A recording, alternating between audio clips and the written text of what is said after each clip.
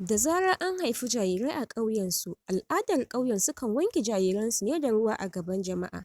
Ita kuwa Inna Hadiza tana haifo jaririnta, ta daƙumi jaririn da jikinta duk jinin haihuwa, ta yi cikin ɗaki da shi. Shin me za ta yi da wannan jaririn? Kashe shi za ta yi ko kuwa tsoma shi za ta yi a ruwan zafi? Ku biyo ni. Bayan ta haifi ɗanta wanda aka sa masa suna Habibu, mutane suna jira kwanaki da dama suna tunanin ko za ta fito da kwanon ruwan wanka kamar yadda aka saba. Sai ta kulle kanta da jaririnta a cikin gida. Da farko mutane sun fara magana ƙasa-ƙasa, suna zargin Inna Hadiza da kasala ko aljanu. Daga baya suka fara yi mata dariya da wulaƙanci. Suna cewa lallai ɗanta zai yi wari kamar guntun ɓera, in ji wasu daga cikin matan da ke yi mata dariya. Hatta yaran ƙauyen ma sun daina zuwa kusa da gidanta saboda iyayensu sun hana su. Amma duk da haka Inna Hadiza bai taɓa fitowa ta ba da haƙuri ko kuma ta yi bayani ba. A kowace dare idan Habibu ya fara kuka sai Inna Hadiza ta rungume shi ta ce masa, "Ka yi haƙuri ɗana, ka kuma jure, lokaci yana zuwa da za su gane gaskiya." Wannan magana ta ƙara jawo zargi da ƙiyayya. Suka kira ɗanta da abin al'ajabi, suka nemi a kore ta daga ƙauyen saboda suna ganin jaririnta zai kawo musu masifa. Daga ƙarshe dai suka yanke shawarar korar Inna Hadiza da ɗanta Habibu daga ƙauyen. Suka tura su cikin daji inda babu mutane a wurin. Idanuwanta suna zubar da hawaye, zuciyarta na mata zafi. Inna Hadiza ta ɗauki kaɗan daga cikin kayanta ta goya Habibu a bayanta. Suka nufi hanyar daji, mutane suna musu dariya, suna kiranta da mayya. Ta goya jaririn banza. Makwabciyarta Zainabu ce ta fi kowa murna da son da barin Inna Hadiza wannan wuri, saboda dama ta jima tana son mallakar filin Inna Hadiza. A cikin daji Inna Hadiza ta gina ƙaramin ɗaki inda ta ci gaba da kula da rainon Habibu. Ya tashi lafiyayye, ƙarfinsa na daban, abin mamaki. Fatarsa na haskawa kamar baya shiga rana. Habibu ya taso da ƙarfi fiye da kowa, yana ɗaga duwatsu da hannu, yana kuma kama dabbobi ba tare da abin kamawa ba. Sai dai mahaifiyarsa ta hana sa zuwa wannan ƙauyen da suka taso. Takan ce masa, "Yanzu nan ne gidanmu, kada ka taɓa komawa wannan ƙauyen ko menene." Habibu ya yi alƙawarin yin biyayya ga mahaifiyarsa, amma wata rana yana farauta sai ya ji wani irin kuka mai ƙarfi. Ya biyo sautin kukar har ya je gefen dajin kusa da ƙauyen. A can ne ya hango wata matashiya mai suna Zulaiha tana kuka, yayin da kishiyar mahaifiyarta Inna Laraba ta bata dukkan aikin share filin gona, wanda kuma ta san cewa ba za ta iya yi ba. Zulaiha ta koma gida cikin dare, amma rabin aikin bai kammalu ba. Sai Habibu ya dawo cikin dare ya share wannan dukkan filin. Ya tuna da yadda aka zalunci mahaifiyarsa. Hakan ne ya sa ya taimake ta. Da asubahi Zulaiha ta dawo ta ga wuri tsaf, ta fashe da kuka tana gode wa Allah. Inna Laraba ta zo ta ce mata, "Wa ya taimaka miki kika yi wannan aikin?" Zulaiha ta ce, "Na rantse da Allah, ni kaɗai na yi wannan aikin." Habibu yana ɓoye a cikin wannan daji yana kallon abin da ke faruwa tsakanin Inna Laraba da Zainab. Yana so ya fito ya kare ta, amma yana tuna maganar mahaifiyar shi tana masa yawo a kunne, inda take ce masa kar ya kuskura ya koma wannan ƙauyen ko ma menene zai faru.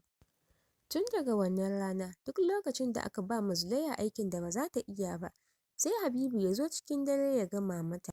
Zulaiha ba ta taɓa ganinsa ba, amma kullum da safe tana yi masa addu'a tare da cetonta da yake yi. A rana guda komai ya canza. Inna Laraba ta tura Zulaiha rafi wajen ɗebo ruwa. Sai ta tura Zulaiha cikin ruwan saboda ta san cewa ba ta iya iyo ba. Zulaiha ta fara narkewa a cikin ruwa, tana kiran taimako. Habibu da ke cikin daji yana jin kukanta sai ya ruga da gudu kamar guguwa har cikin rafin ya faɗa cikin ruwan ya ceto ta. Amma abin mamakin shine, daga lokacin da ruwa ya taɓa jikinsa, gaba ɗaya kogin ya bushe. Shuke-shuken da aka yi nan take suka mutu. Habibu ya tsorata sosai, ya gudu cikin daji yana tambayan kansa, zuciyarsa na bugawa. Shin me ya aikata ma kansa haka? Ya koma gida yana rawan jiki, amma Inna Hadiza tana ganin shi ta san cewa wani abu ya faru. Habibu ya faɗi bisa gwiwoyinsa ya ce mata, "Mama, kogi ya bushe, itatuwa duk sun mutu, me ke faruwa da ni ne haka?" Inna Hadiza ta ce da shi, Tsoho ya taɓa faɗa min cewa kana tare da wata baiwa, amma wannan baiwan ba zai bayyana ba kuma ba zai yi tasiri yanzu ba har sai kan haɗu da wata mace wacce hawayenta na farin ciki za su iya shayar da ƙasa. A cikin ƙauyen mutane duk sun taru a bakin kogin da ya bushe. Suna mamakin abin da ya faru, wasu suka durƙusa ƙasa suna cewa Allah mun tuba. Labari ya iske kunnen Inna Laraba wacce ta firgita cewa mutane za su gano cewa ta kashe Zulaiha. Tana zuwa bakin kogi amma ta tarar babu ruwa kuma babu Zulaiha. Sai ta koma gida cike da tsoro. Tana shiga gida ta ga Zulaiha a bakin wuta tana jin ɗumi. Ta ƙaraso kusa da Zulaiha ta ce mata, dama kina raye? Zulaiha ita dai ta kalle ta bata ce mata ufan ba. Da daddare Inna Laraba ta sake shirin kashe Zulaiha karo na biyu saboda kada ta tona mata asirin cewa ta kusa kashe ta.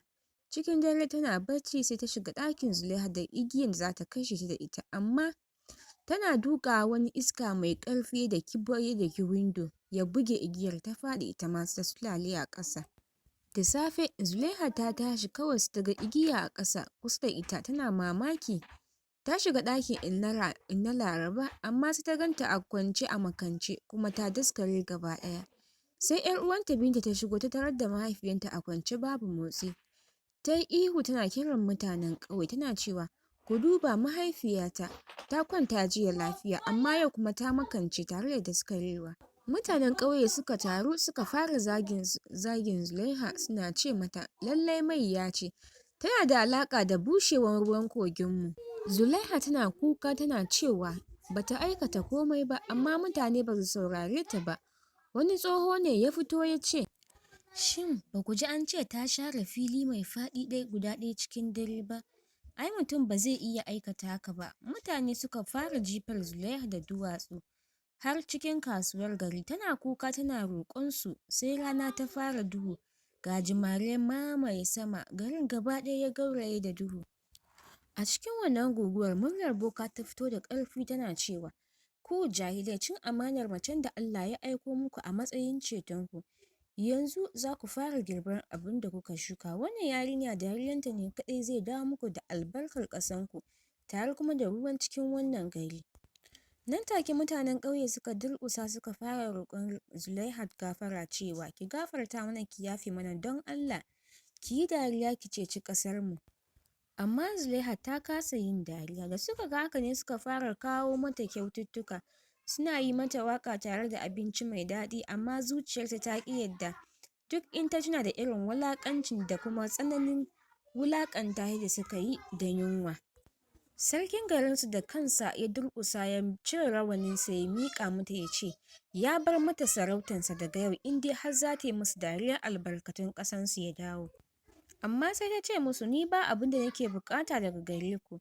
Zuciyata kuma ba za ta iya yin dariya ba a yanzu saboda ta cika da ciwo. Lokaci ya wuce amma kogi ya ci gaba da zama bushashe. Yunwa ya dame su, hankalin jama'a ya fara gushewa daga jikinsu. A can ɓangaren kuwa 'yar uwanta Binta tana cikin tsananin baƙin ciki da kishi. Tana zaune cikin dare tana faɗin cewa Zulaiha ta fi ni da komai tunda ni 'yar uwarta ce, ina so in zama kamar ta. Sai ta bi Zulaiha zuwa bakin kogi saboda Zulaiha ta je neman wanda ya cece ta ko za ta gan shi a can ɗin.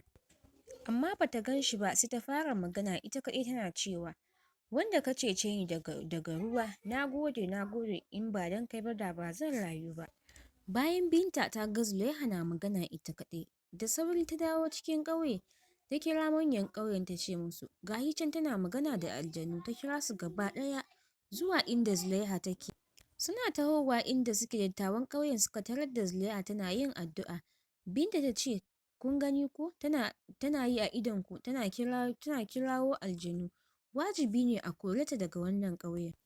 Wani tsoho a cikinsu ya ce, kun tuna muryar boka? Idan muka ɓata mata rai, ƙasarmu za ta ƙone baki ɗaya kuma ruwan koginmu ba zai dawo ba. Duk da hakan ba su ji ba, amma Binta sai ta ɗauko wuƙa ta nufi Zulaiha da nufin halaka ta. A lokacin ne Habibu ya fito daga cikin daji ya tsaya gabanta da ƙarfi ya ce, ya isa hakan nan.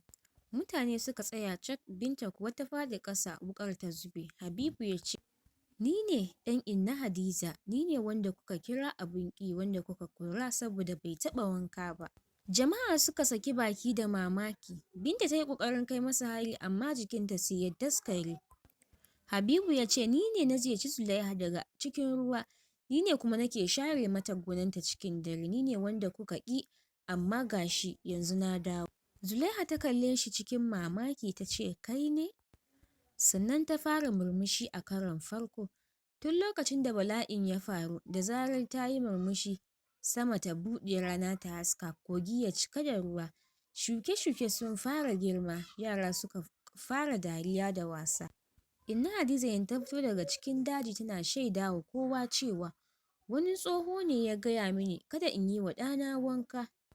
Kafin ya haɗu da macen da hawayenta na farin ciki za su shayar da ƙasa zai mutu. Kuma ruhohin da ke cikin ruwa sun fi kowa jin tsoron ɗana. Yanzu Habibu ya gane cewa shi ne asalin mai kawo ceto a ƙasansa. Zulaiha kuwa ita ce za ta zame masa matarsa, makomar ƙasansu gaba ɗaya.